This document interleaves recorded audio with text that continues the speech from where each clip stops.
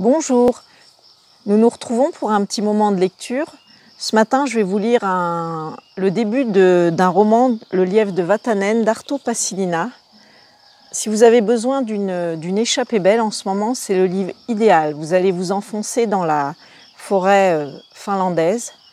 D'ailleurs, ce livre est culte dans les pays nordiques. Le lièvre. Deux hommes accablés roulaient en voiture. Le soleil couchant agaçait leurs yeux à travers le pare-brise poussiéreux. C'était l'été de la Saint-Jean. Sur la petite route de sable, le paysage finlandais défilait sous leurs regards là. Aucun d'eux ne prêtait la moindre attention à la beauté du soir. C'était un journaliste et un photographe en service commandé, deux êtres cyniques, malheureux.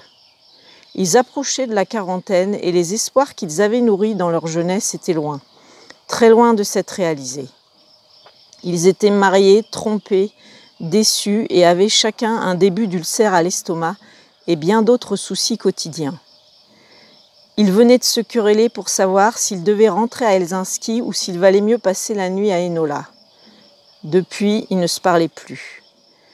Ils traversaient en crabe la splendeur du soir, la tête rentrée, butée, l'esprit tendu, sans même s'apercevoir de tout ce que leur course avait de misérable. Ils voyageaient blasés, fatigués.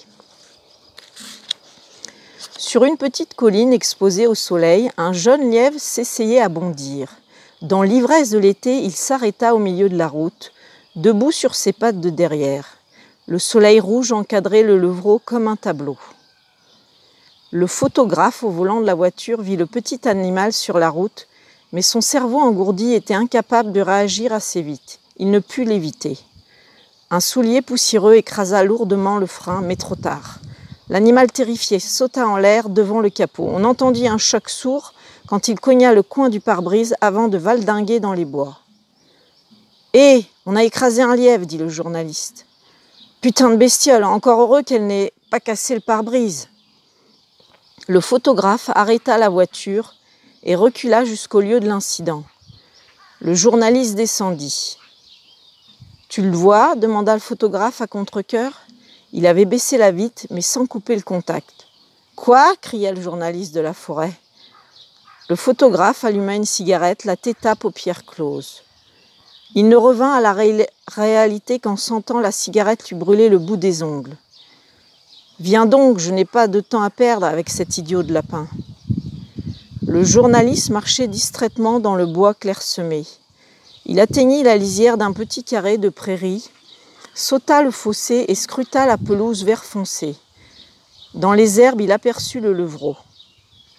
Sa patte arrière était cassée, elle pendillait tristement au-dessus du genou et l'animal était si mal en point qu'il n'essaya pas de fuir en voyant l'homme approcher.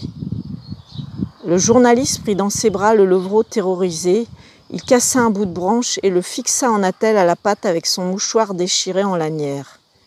Le lièvre se protégeait la tête entre ses petites pattes de devant, ses oreilles tremblaient tant son cœur battait fort. Au loin, sur la route, on entendit le vrombrissement nerveux d'un moteur.